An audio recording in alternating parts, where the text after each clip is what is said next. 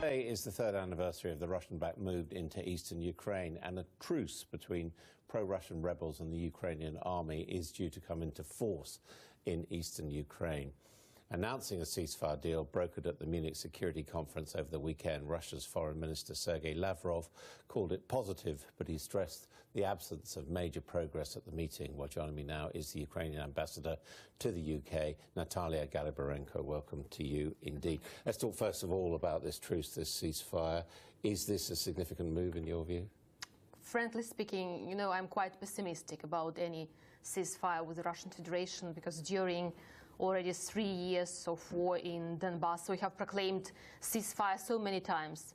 And when ceasefire is lasted for 1 day or 2 days, let's be cautious about the following steps. And also, I cannot imagine why you are proclaiming the ceasefire and simultaneously the president of the Russian Federation is signing a decree that they are recognizing the identification documents of these uncontrolled territories. Which is effectively accepting that it is de facto not part of Ukraine but a different entity if you're going to take travel documents from that area. So you regard that as something which must be resisted, and it has to be said the Americans have criticized that as well. Absolutely. We see it as inconsistent with the whole Minsk peace process, and also, as you mentioned, de facto this is the recognition of also these unlawful authorities in Donbass.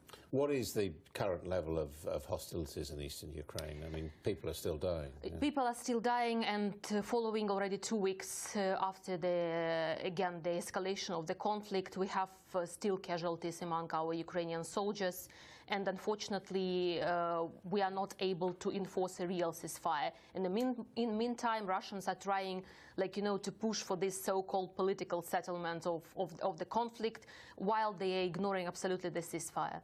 What do you know of this alleged meeting between business associates and Donald Trump and Andriy Tartamenko, a Ukrainian parliamentarian, apparently proposing some kind of deal which would lead to the lifting of Russian sanctions? I read also this article about his peaceful proposal, but first I think we should be clear that this is absolutely his personal view.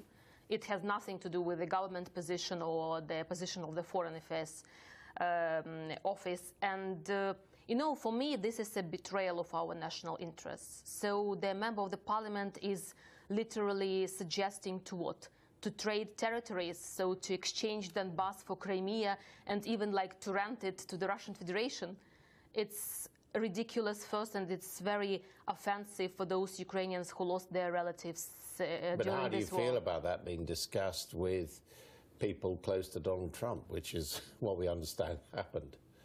I think that some also political forces which are forming alliance in Ukraine and trying to serve Russians, they are looking for some channels of communication, trying to suggest some kind of a peace deals. But seriously speaking, I don't think that the American administration will take it seriously into account. Do you think the arrival of the Trump administration has diminished the chances of a settlement in eastern Ukraine which would be acceptable to the government you represent, the main government? No, we never actually concealed that we are most interested in any peace deal with the Russian Federation, because we want to put an end to the war.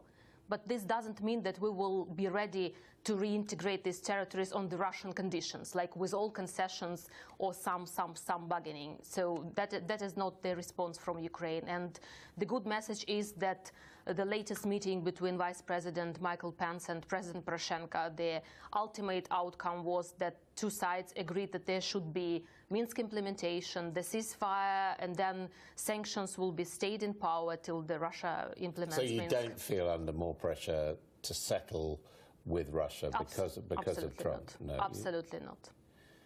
And to what extent do you think this is sustainable for Russia to carry on in the way that it has been carrying on with the sanctions and with the military occupation, or do you think this is something where they're actually weakening gradually?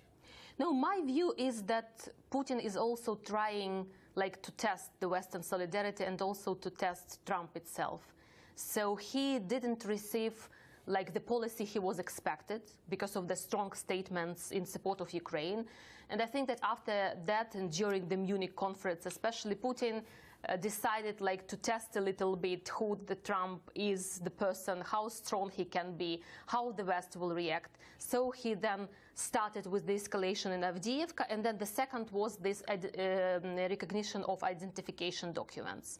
So he's also showing to the world that he is like the guy who will decide. But the fact remains Ukraine is effectively a buffer state. It doesn't have the same sort of security guarantees as the Baltics, which are members of the European Union and, of course, of NATO. I can only agree with you. This is the problem, because when we signed the Budapest Memorandum and when we abandoned our nuclear arsenal, that was like the aspiration of Ukrainians. They were thinking really that this can be as a security guarantees for Ukraine. But then after the Russian aggression, Russia showed that Budapest Memorandum is just like a blank piece of paper. And we don't have any security guarantees because we are not part of the NATO. And that is why, again, also there is already a support within Ukrainians for cooperation with NATO and maybe in the future also the formal membership. But there is still a lot of division within Ukraine. I mean, there are substantial minority who are sympathetic towards the Russians, aren't there? Sympathetic was the population who was living in Donbass. That was the reality before the war. But now, like, you know, after 3 years of this disaster and suffering, people also started to realize that Russians, they actually brought us with tanks only suffering. And this is not about some protection of Russian-speaking people or something like that. So gradually, again, I see there is a strong support within the Ukrainian society for NATO membership, for the EU, and also decreasing the support for the Russian Federation. Ambassador, thank you very much indeed. Thank you.